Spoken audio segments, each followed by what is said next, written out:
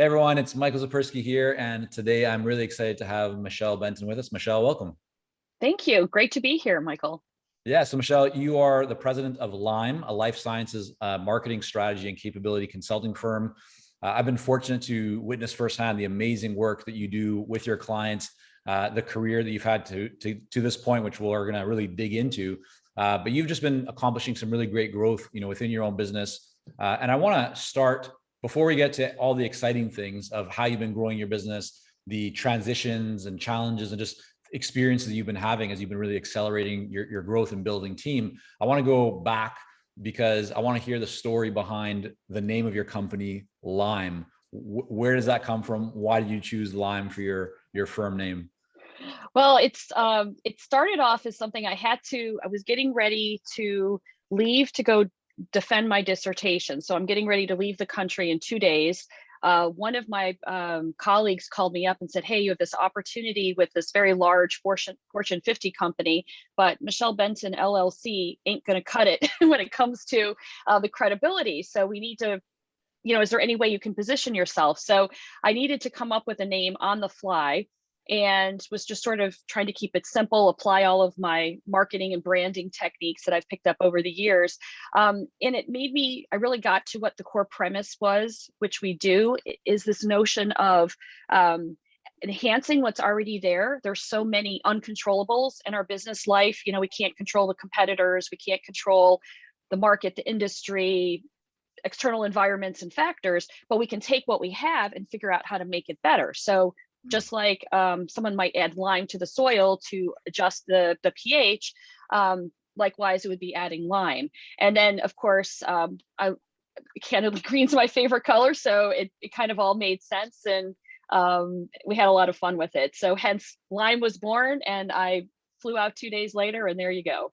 There we go. Well, you're wearing orange today, not green, but I do see a green plant behind you. So Yeah, we've got it in there. We've got to do complementary colors. So there we go, looking good. I mean, the other thing I found really interesting about the name is like when you and I, through some of our conversations, you've really done a great job of like taking the name and finding ways to bring life, like to kind of illustrate the name, like to make it more tangible, to build a story around it.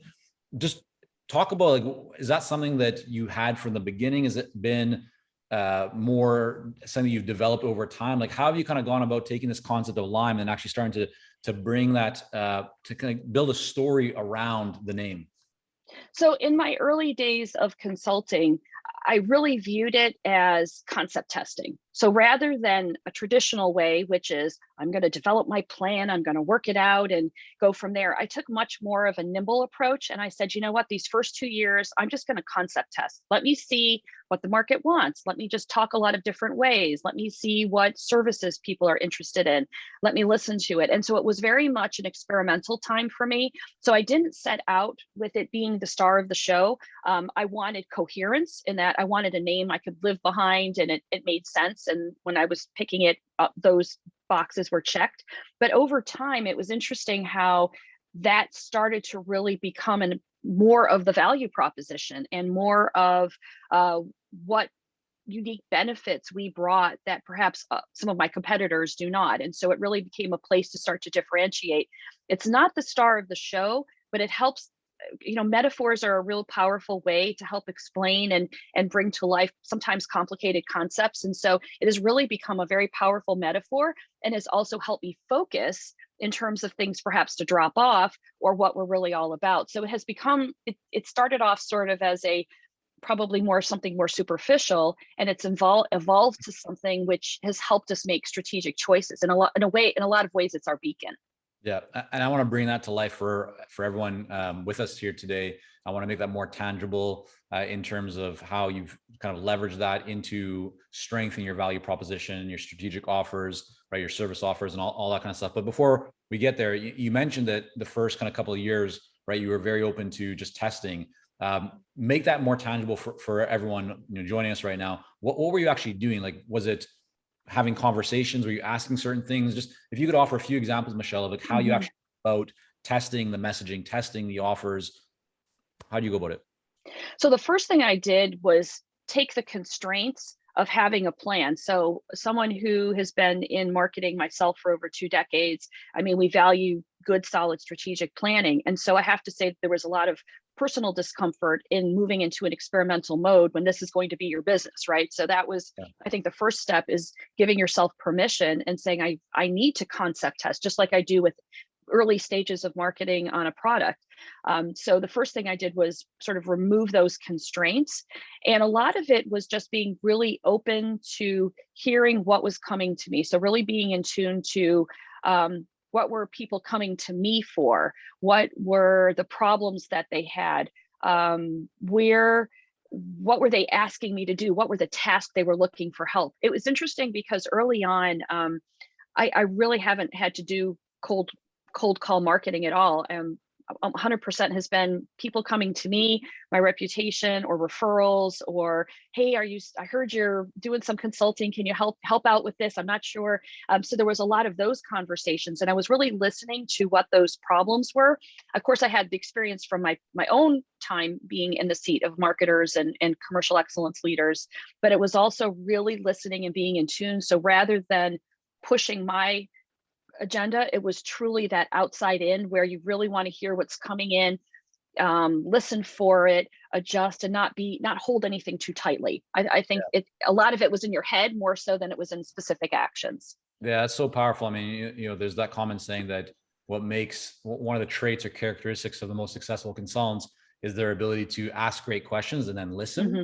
right? And it's the same thing as actually one of the best ways to actually build your business is to listen, right? So often people are rushed to try and just do something, but they're actually they're not thinking about what's going on. And you have a conversation with somebody, if you just actually take a moment and kind of note down afterwards, what did that person say, and what did they ask about, what was the real problem, and then probe. And the more you do of that, right, the more clarity you're going to get around what the marketplace really wants, which allows you then to make better decisions and take kind of more powerful action. So you talked about your career a little bit, right? Working inside of organizations before you went out into consulting. Just give us like a 30, 40 second kind of timeline of from university age, right, into just before you went out and started your own consulting business. What did that look like for you? Where were you working? What were you doing? What's kind of that career progression? Sure. So as I was I'm not going to go into the long story, but as I was organizing a few things, I came across my stack of scholarship applications from when I was 17 years old. And there was one application where we actually had to say, what are our future plans and what did we want to do when we grew up, right after college? Yeah. And I had typed in, right, my little brother typewriter. We didn't even, have it on the computer then. And I had typed, run my own consulting company in the space of employee relations. Totally forgot about that. And I had been really driven by that at a really young age. Went to university, actually majored in sort of industrial labor relations, sort of this people development type of stuff. And as I went through college and finished that and started my first job, it was interesting. I kind of witnessed two separate things. The first thing was my dad at the time was actually trying to start his own company. My dad is brilliant. He's a National Foundation scholar and expert in his field. He was trying to parlay into a consultancy, but what he didn't have were the tools to run the business. So I think what I witnessed is that just because you may be an expert in your field, there's like a separate task, a separate effort of running your business. And that perspective wasn't there for him. And I know that, it was very difficult in watching him kind of struggle through those challenges and then ended up going back to corporate America because it wasn't something that worked out. And so that struck me. And then at the same time, I was starting my first job out of college and I was watching all these consultants come in working 80 hours a week, no life, on the road all the time. And all of these factors, I'm like, this isn't for me. So set all that stuff aside, dove into corporate life. I worked in marketing in the US. I worked in emerging markets, launched products, took products off patent, everything in between, all the customer types. I mean, I love marketing. About halfway through my career, I got tapped to lead marketing capabilities. We had never really had that function in my company. So I was starting it up and I realized I loved teaching it even more. And that sort of started the second phase of my career. they often say that chance favors the prepared. So after a lot of thinking, I was getting my PhD at the same time, raising my family. It's crazy times. But there was a moment where I could step away, and it gave me an opportunity to start my practice, experiment out a little bit, see if consulting was for me. And, applying the lessons I saw from my dad, as well as what I didn't want, it really led me to build the business today.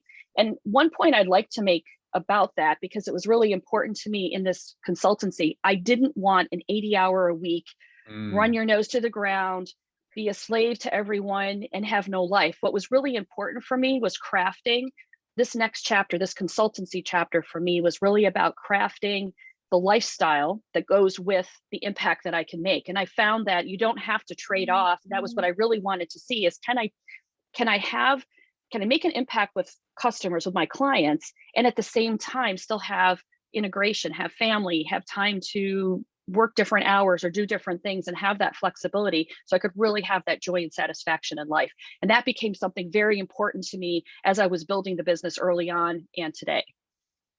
So you just hit on a really big point, and this is one that we share, and like our value of consulting success, and something that you and I have talked a lot about, over our work together. And I had a note down to ask you about this later on, but I think you're bringing it up, so let's just dive into it. It's such an important kind of area where you've been very focused from the get-go of your business, that you just don't want to have a business, right? That is, I often kind of think like this triangle. At the apex of the triangle, many people put their business, and the bottom they put their lifestyle, which means the lifestyle has to make changes to support the business. And I'm a believer that you want to put your lifestyle at the apex of the triangle, and then put the business below it, so that you figure out what adjustments you can make within your business and your structure to support your lifestyle. Because at the end of the day, that's what matters the most. What have you done though specifically, Michele? Like, I want to dive into your mindset. Right? People can say like, oh yeah, I travel, or I balance my time with family. Like, these are all things that are easy for people to say, but what are you actually doing to accomplish it? So like, take us back from the onset of your business, right? You started your consulting business 2015, I believe. So here we are, right? 6 years or so into it. What did you do early on? And then I'd love to kind of hear like what changes you've made, both from a mindset perspective, and then actually in terms of like blocking and tackling the structure. Walk us through what you feel has had the biggest impact on you being able to travel, spend time overseas, have that real balance, or just that sense of of lifestyle, while still running a really successful consulting business. Yeah, it's interesting. I think the first step is rejecting this devoted worker ideal. And I think if you go back to the Industrial Revolution, what their view was, if I can extract extra effort out of people and not have to pay them more, if I can get their discretionary effort, I can increase my productivity and not invest any extra cost, so my profits do better. So this whole machine evolved from the turn of the century till modern organizational psychology. And I studied it in college, so I was sort of a student of that and an embracer of that early on. That makes you believe, meaning and purpose through work, and you must work hard, and if you aren't putting the effort in, you don't deserve the satisfaction. And so there's these beliefs that are hardwired to so many of us in Western society, at least. And I think the whole process of it is starting to see what that is, which is really just a ruse to get you to give more at the same price, right? Your salary minus a little bonus might be a little different, but at the end of the day, the company benefits and your family suffers. Work-life integration, we talk about that. Work has done a great job integrating into our life, but our life really isn't allowed to integrate back. COVID, to some extent, has shone a spotlight on that and perhaps gave some more bounds. But now, as we're into recovery, hey, back to normal, and back to challenging that in a lot of companies in a lot of respects. So I think the first step is really deciding whether that narrative is working for you, and is hours worked really the value of joy and satisfaction and impact. So that's the first thing. And I think the second thing is really being ruthless with your time. So for me, I'm a morning person, and I know what I need to accomplish in a certain fixed amount of time. And so for me, I become very driven and focused on it, and really want to make sure I'm clear in what does the client want from me, what's going to make an impact, and speed. And in a way, and this is why what I think about, our conversations, why hourly billing doesn't work for consultants, because our value is in how fast we can do things. The 20 years of experience I have, I allow customers to get there faster in a more efficient way. So there's a value base to my offering as opposed to a time base. So time doesn't have to be the currency. Impact, value, that's the currency. So really thinking about what's going to provide the greatest amount of impact. And I think it's a lot too of just practical scheduling. I really try to chunk my work. So for instance, I really try to keep certain days for my strategic planning, one day maybe for administration, and then I try to block client calls or client meetings and work sessions into certain periods of time. Obviously, once in a while, if we need to move it, but the more you can chunk your work, you can actually be more efficient. Other small things like turn off those darn email notifications. It's really minimizing distractions and getting into that flow can really help you do your best work. And I think the final thing is sort of this relationship with technology, and really thinking through, like, stillness is actually an okay thing. So if I'm standing in the grocery line or waiting at a doctor's appointment, do I need to be scrolling on my phone in constant frenetic behavior? Or am I trying to sit and think, maybe I could find a new pattern of doing something, or maybe there's an insight that sort of connects for me. And so really stealing moments of where I can have stillness or do some thought or make sure that I'm engaging in self-care along the way. So it's a variety of things. I wouldn't say I've mastered it, but for me, it's about those connections. For me, the most joy comes with the connections with my family, and I need to be energetic. I need to show up. I need to be there and fully present, and I can't do it if I'm on my phone. How do you approach travel, right? So we're talking, you just got back from a kind of a recharge, right? There was still some work happening for quite a period of time. You were also at the beach, spending time with family. I know, you do spend time also overseas, yet your business is still successful. Like, walk us through your mindset around travel, and then what are the preparations or the approach that you take to be able to still travel? I mean, until fairly recently, a lot of the work that you've been doing has been as a solo consultant, right? You're now building a team, and I want to get into that because it's been just tremendous of how you're able to move really quickly in that direction. But what do you do when it comes to travel? What are some of the best practices when you think about the balance of how to actually have time to travel? Because people, if they're especially a solo consultant, they don't travel. Like, they don't really take holidays, and then they kind of suffer, and they tell themselves that they can't for whatever reason. How do you approach it? So it gets back to the mindset again, right? We have this belief that, oh my gosh, taking vacation, like, there's this bravado that comes with, I haven't taken a vacation in 5 years, or I haven't been away from the office for a week. Well, I'll take 3 weeks away. I have done that.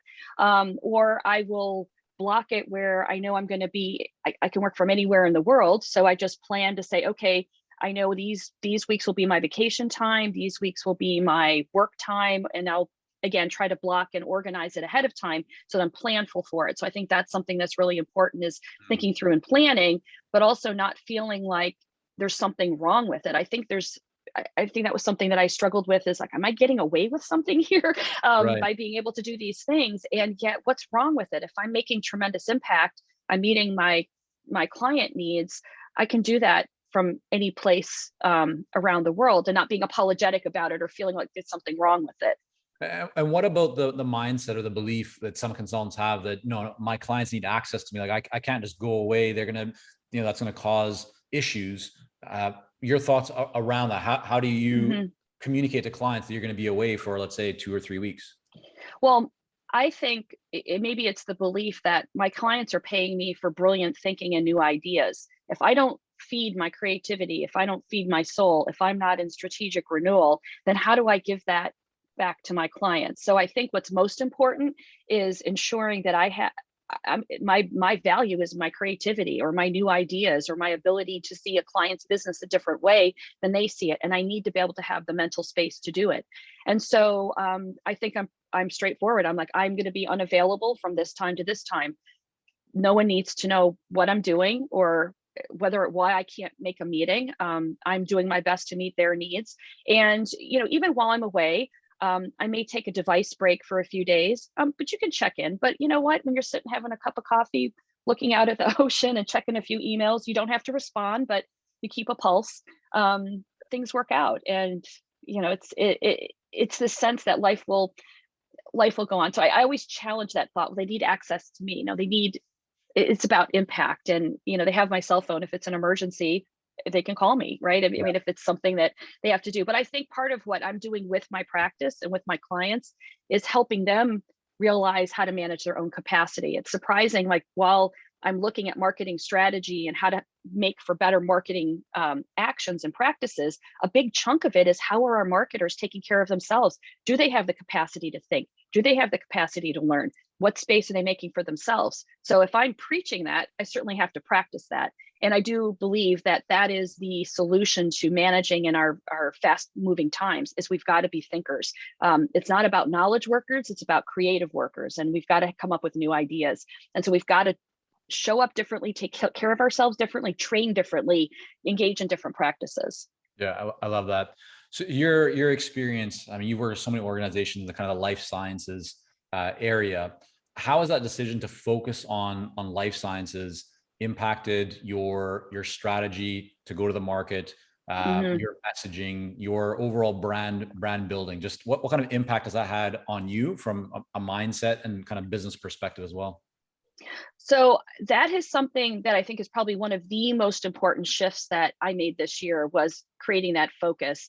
And I think I had been reluctant to, because as I was listening to the market, I saw needs in so many places and I Yeah. had successfully helped lots of different types. The problems are the same sometimes in different places. But in marketing, we teach prioritize your customer segment. So again, practice what you preach. And it's interesting, by narrowing down to a ideal client and focusing on life sciences actually creates more potential. And the reason for it is because you can focus and deliver that extremely well. It has amplified Lyme. I mean, think about it. It's taken the Lyme metaphor now into the life sciences. It actually even makes that much more sense. So it's strengthened the value proposition. It's allowed for us to do some really interesting things in our service offerings. And it is a very special place. I think life science marketing is neglected. You got people who are great at sales. There's a ton of support for sales and sales training. I mean, there's a lot of investment made in training the sales team.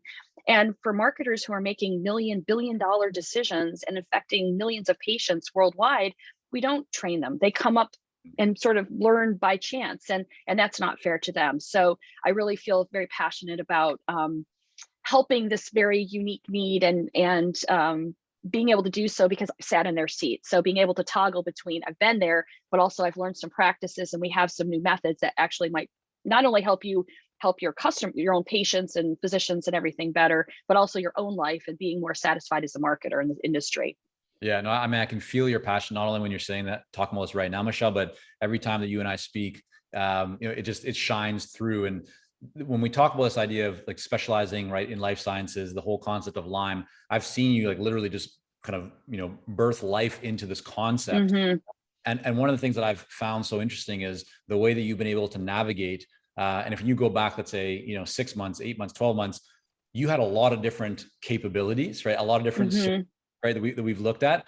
And here now, fast forward to where you are today, it seems like you're much more focused. You have a lot more structure, right, around your offerings. I'd love to hear, and I think others would too, what are maybe some of like the big breakthroughs or just ideas that you feel have had the biggest impact on going from this place of a lot of different things that you could offer because you're an expert in many different things to actually narrowing in and really creating that best in class program specifically for life sciences organizations? What are the big takeaways, the big kind of breakthroughs that you've had as you've gone through that process? Yeah, so it's a lot like making whiskey. You start with a lot of corn mash, and there's just a ton of distillation that has to come down. And I think it's that ruthless simplification and distillation where I think what helped was the process of putting everything down on paper and just seeing how overwhelming it was. So quantity isn't necessarily, more isn't necessarily more. And so Right. being able to streamline it and being really committed to, okay, let's just cut this, even though it's hard to do, continuing to just to cut and to streamline and get that distillation, get to the essence of what's there. I think the other thing is being really clear on the problems to solve. And so one of the big differentiators for us is that, we don't necessarily okay, you want this particular solution or this training course, or design me a program. But there's actually a lot of other things in play. It's not just building the skills of somebody, but institutionally, are the institutional pieces in play? Are the interrelational ways in which leaders and peers interact with each other? There's a lot of other factors. So we created a diagnosis approach so that it saves us a lot of time rather than delivering and then realizing there's a mess to clean up and then clean it up. Instead, let's kind of take a big picture view, something we call the soil test, again, playing to Lyme. Yeah. And then we can figure out what treatments make sense, what's fit for purpose for the organization, what's the soil, what's the climate, what's the flora, the fauna, and then be able to come up with something. So you get a lot of efficiency in doing that. So it actually helps the clients, bring them along to say, there's a lot of things at play here. Let's try to get this right out of the gate. And then also being able to offer that different perspective. A lot of times, we'll see the answer. We'll see, oh, this and this is wrong, but we're in a change management job. We have to help our clients see that too. And so let's meet them where they're at. Let's look at and take a deep dive and then be able to specify treatments from there, and then narrowing it into just a few offerings. So, we know customization is something that's really important. Everyone wants a customized learning program, but there's ways to do that in an effective way that perhaps other consultancies can't. So we've really focused on how do we streamline this customization so that it's fit for purpose, but at the same time is something that really adds a lot of value and isn't just so labor intensive for the team as well. So kind of striking that balance.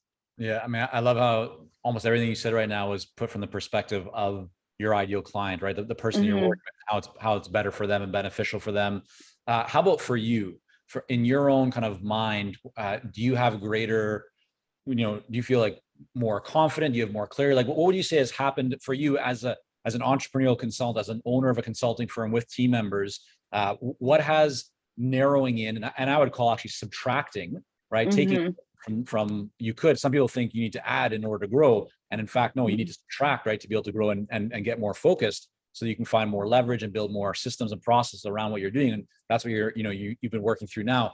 What's happened for you as now that consulting business owner? How do you feel different about the business, about the offerings today compared to where you were before, where you had a lot of different things and you're offering a lot of different services to different people? Yeah, it's actually you feel more in control. So I go back to that example when my early 20s, when I started working and was watching these consultants just have no life and working 80 hours and just redoing their work. We're not doing that. We're coming in, we're able to add value. So there's this huge amount of control and satisfaction and sort of like impact and satisfaction that's there. But this clarity is something that's been really surprising. It's like pruning, right? So we go back to the Lyme metaphor. You're pruning off those little shoots of growth to really focus so that you can make what's really important stand out. And I think that pruning, I was hesitant to do because I'm like, we should be creating it, but actually the best, the best horticulturalists are pruning and making sure that we're taking care of what's there so that you're amplifying. I mean, we talk a lot about amplifying the value proposition. So how do we take which is good and amplify it and do more of it rather than try to spread the peanut butter and end up, being nothing to anyone or just not being anything interesting or differentiating. So it's been so powerful. And also I think it helps when you talk about balancing life. So you can plan better when we're working through the process. So we've made these best practices. We know what the soil test should look like. We know what treatments work, what treatments don't, the right combination. That clarity helps us move more effectively for clients and allows first of all, allows other team members to step in and pick up pieces. So it's not all on me. So that if, I don't want something to happen to me and the business goes away. I think we have a really important mission to take care of our life science marketers so they can take care of patients. Yeah. And at the same time, it can't just be on one person. That for me was the biggest shift this year, is how to move this out of it's just me into how do we do this on a wider scale with wider impact. So having the clarity, having a clear client, having a very clear value proposition, making choices and pruning, systematizing things creates an efficiency, creates a power, and creates an impact with customers that it's just it's funny going into it, you wouldn't have imagined it, but it's just such a, it's like peaceful. I think that's probably, yes, it's crazy busy. We still have lots of things, as we're in the, evolution and transition process, but there's also a peace in that I know the things that need to happen and we're on the right track and the vision of it and what we need to do. And I think that piece is something that is just irreplaceable. So that's been the best value for me.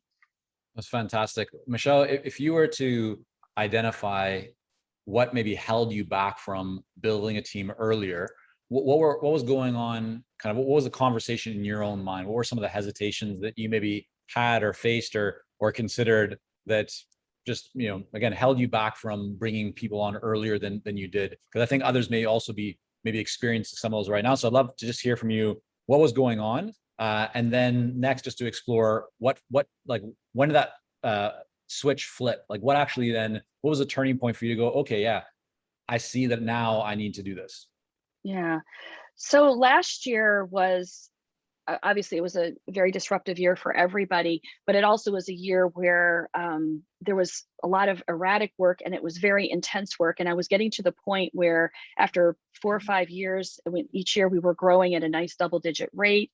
I was able to continue clients and referrals. Business was going great. I was working a reasonable amount. I had my travel. I built the lifestyle I wanted. And I realized at the end of last year, I can't grow anymore.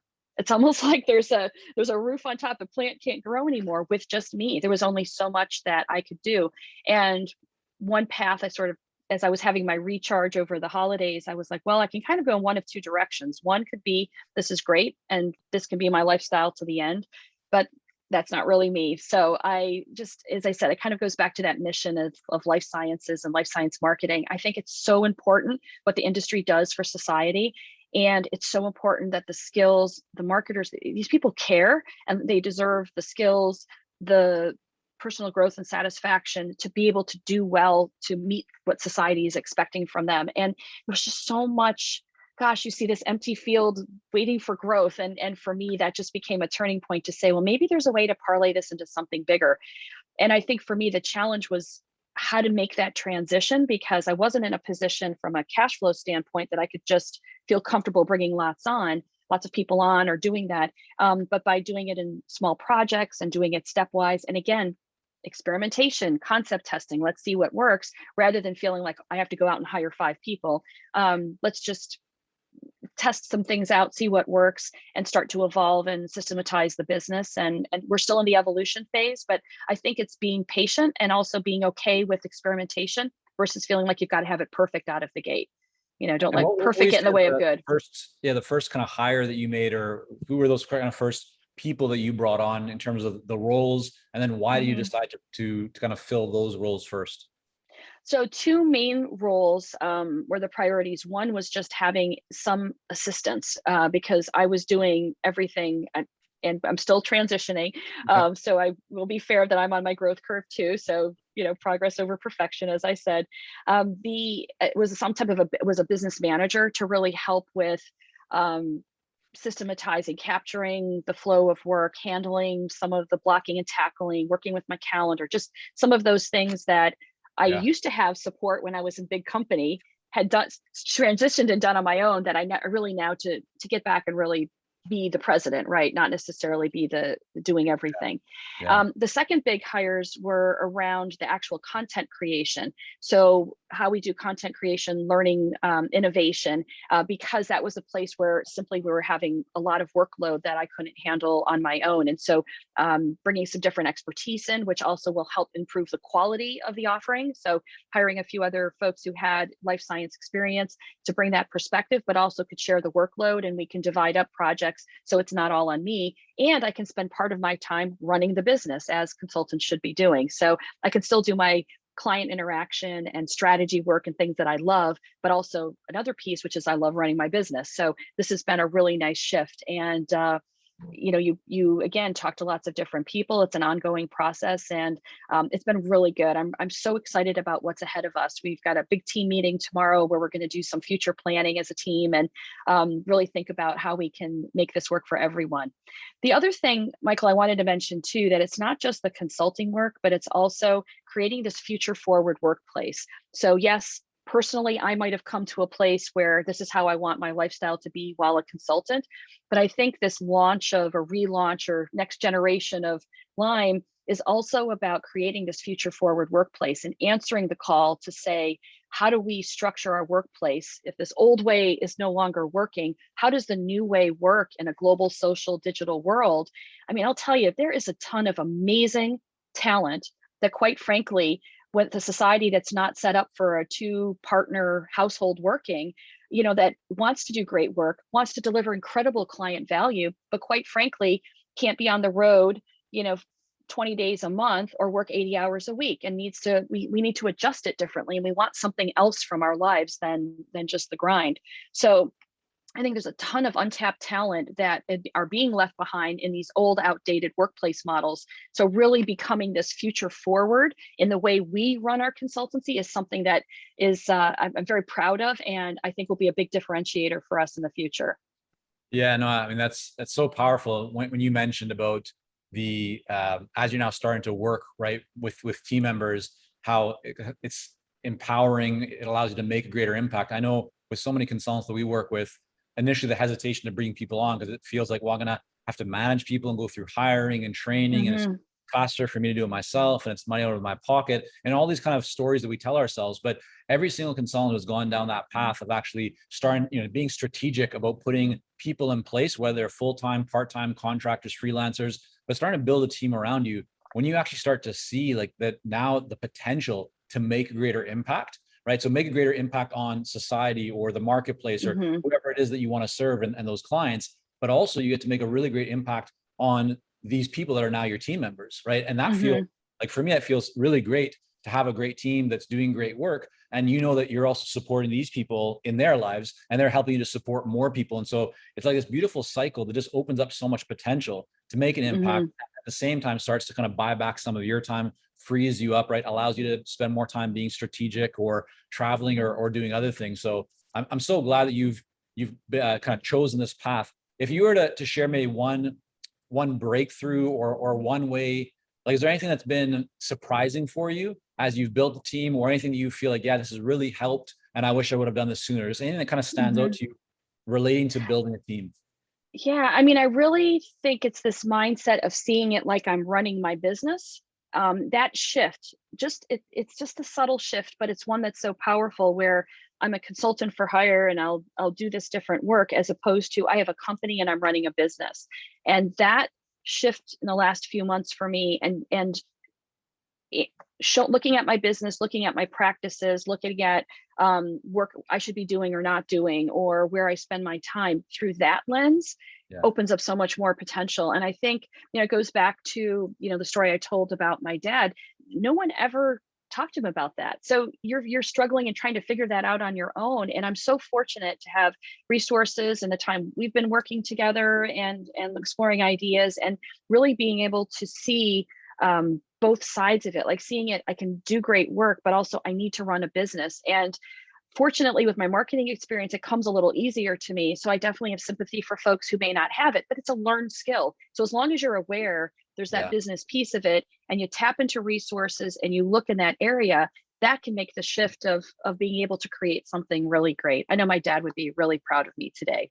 So it's that I just it makes me smile as you say that and talk about your father that way. It's really beautiful. I think really what you're hitting on is what we often kind of refer to as the difference between a consultant and an Hmm. entrepreneurial consultant, right? A consultant is someone that can Yeah. deliver work. They're oftentimes actually just working as a contractor, really, even though they might call themselves a consultant. But an entrepreneurial consultant is a consulting business owner, someone who sees themselves Hmm. as not just doing the work, but building a business. And that then incorporates all the different things that you're mentioning, from marketing to systems and processes and team. If you want to have a team, not necessarily for everybody, but for many people, certainly a really good opportunity. So yeah, I think that's just an important distinction to make, to know, and to kind of see, because once you embrace it, it starts to just really shift your mindset and allow you to make much better decisions as you've really been experiencing. So Michele, I want to thank you so much for coming on here today, talking about Lyme, and what you've been up to and what you're working on right now. I want to make sure that people can learn more about your work. I know you create a lot of great content, insights.